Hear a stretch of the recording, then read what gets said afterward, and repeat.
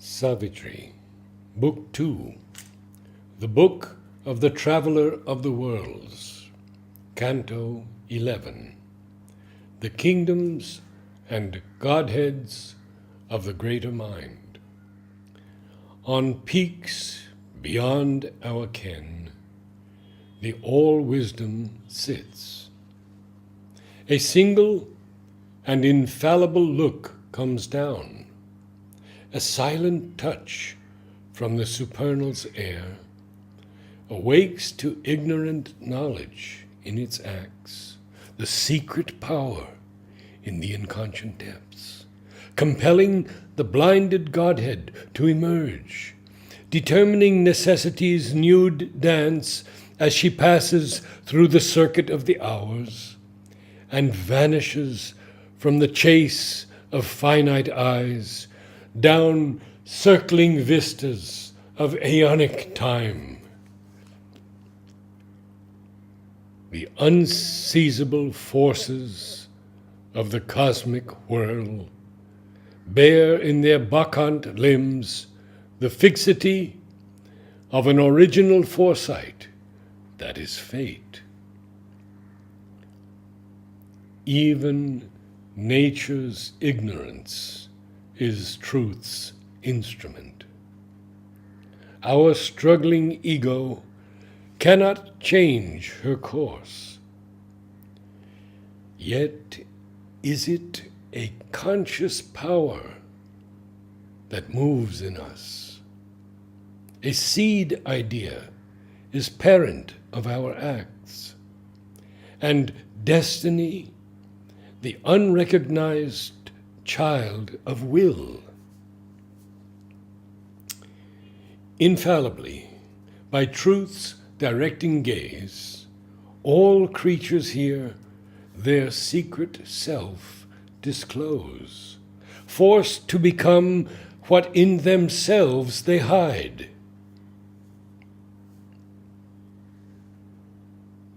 For he who is grows manifest in the years, and the slow Godhead, shut within the cell, climbs from the plasm to immortality. But hidden, but denied to mortal grasp, mystic, ineffable is the Spirit's truth, unspoken, caught only by the Spirit's eye. When naked of ego and mind, it hears the voice. It looks through light to ever greater light, and sees eternity ensphering life. This greater truth is foreign to our thoughts. Where a free wisdom works, they seek for a rule, or we only see a tripping game of chance, or a labor in chains forced by bound nature's law, an absolutism of dumb, unthinking power. Audacious in their sense of God-born strength, these dared to grasp with their thought truth's absolute. By an abstract purity of godless sight, by a percept nude, intolerant of forms, they brought to mind what mind could never reach, and hoped to conquer truth's supernal base. A stripped imperative of conceptual phrase, architectonic and inevitable, translated the unthinkable into thought. A silver-winged fire of naked, subtle sense, an ear of mind withdrawn from the outwards rhymes, discovered the seed sounds of the eternal word. The rhythm and music heard that built the worlds, and seized in things the bodiless will to be.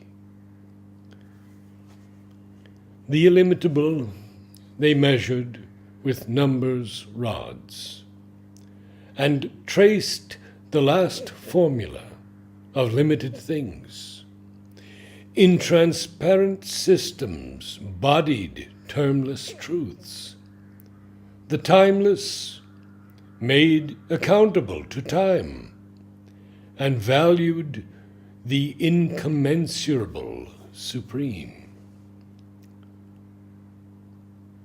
To park and hedge the ungrasped infinitudes, they erected absolute walls of thought and speech, and made a vacuum to hold the one. In their sight, they drove towards an empty peak, a mighty space of cold and sunlit air. To unify their task, excluding life which cannot bear the nakedness of the vast, they made a cipher of a multitude. In negation found the meaning of the all, and in nothingness the absolute positive. A single law, simplest the cosmic theme, compressing nature into a formula. Their Titan labor made all knowledge one, a mental algebra of the Spirit's ways, an abstract of the living divinity. Here, the mind's wisdom stopped. It felt complete, for nothing more was left to think or know. In a spiritual zero, it sat throned and took its vast silence for the ineffable. This was the play of the bright gods of thought, attracting into time the timeless light, imprisoning eternity in the hours. This they have planned, to snare the feet of truth in an auri's net of concept and of phrase, and keep her captive for the thinker's joy in his little world, built of immortal dreams. There must she dwell, mured in the human mind, an empress, prisoner in her subject's house, adored and pure, and still on his heart's throne, his splendid property, cherished and apart, in the wall of silence of his secret muse, immaculate in white virginity, the same forever and forever one, his worshipped, changeless goddess through all time. Or else, a faithful consort of his mind, assenting to his nature and his will, she sanctions and inspires his words and acts, prolonging their resonance through the listening years. Companion and recorder of his march, crossing a brilliant tract of thought and life, carved out of the eternity of time. A witness to his high, triumphant star, her godhead servitor to a crowned idea, he shall dominate by her a prostrate world. A warrant for his deeds and his beliefs, she attests his right divine to lead and rule. Or, as a lover clasps is one beloved, Godhead of his life's worship and desire, icon of his heart's sole idolatry. She now is his, and must live for him alone. She has invaded him with her sudden bliss, an exhaustless marvel in his happy grasp, an allurement, a caught ravishing miracle. Her now he claims after long rapt pursuit, the one joy of his body and his soul. Inescapable is her divine appeal, her immense possession an undying thrill, an intoxication and an ecstasy. The passion of her self-revealing moods, a heavenly glory and variety, makes ever new her body to his eyes, or else repeats the first enchantment's touch, the luminous rapture of her mystic breasts and beautiful vibrant limbs, a living field or throbbing new discovery without end. A new beginning flowers in word and laugh, a new charm brings back the old extreme delight. He is lost in her, she is his heaven here. Truth smiled upon the gracious golden game. Out of her hushed, eternal spaces leaned the great and boundless goddess, feigned to yield the sunlit sweetness of her secrecies. Incarnating her beauty in his clasp, she gave for a brief kiss her immortal lips, and drew to her bosom one glorified mortal head. She made earth her home, for whom heaven was too small. In a human breast her occult presence lived. He carved from his own self his figure of her. She shaped her body to a mind's embrace.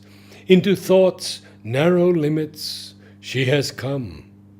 Her greatness she has suffered to be pressed into the little cabin of the idea, the closed room of a lonely thinker's grasp. She has lowered her heights to the stature of our souls, and dazzled our lids with her celestial gaze.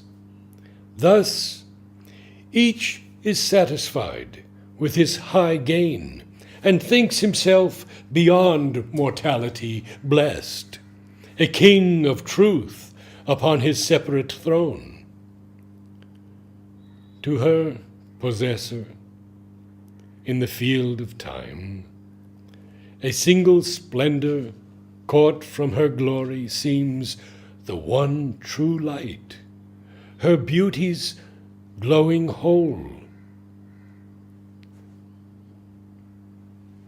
But thought nor word can seize eternal truth. The whole world lives in a lonely ray of her sun. In our thinking's close and narrow lamp-lit house, the vanity of our shut mortal mind dreams that the chains of thought have made her ours. But only we play with our own brilliant bonds. Tying her down, it is ourselves we tie. In our hypnosis, by one luminous point, we see not what small figure of her we hold. We feel not her inspiring boundlessness. We share not her immortal liberty. Thus is it even with the seer and sage, for still the human limits the divine. Out of our thoughts we must leap up to sight, breathe her divine illimitable air, her simple vast supremacy confess, dare to surrender to her absolute. Then the unmanifest reflects his form in the still mind as in a living glass. The timeless ray descends into our hearts, and we are wrapped into eternity. For truth is wider, greater than her forms.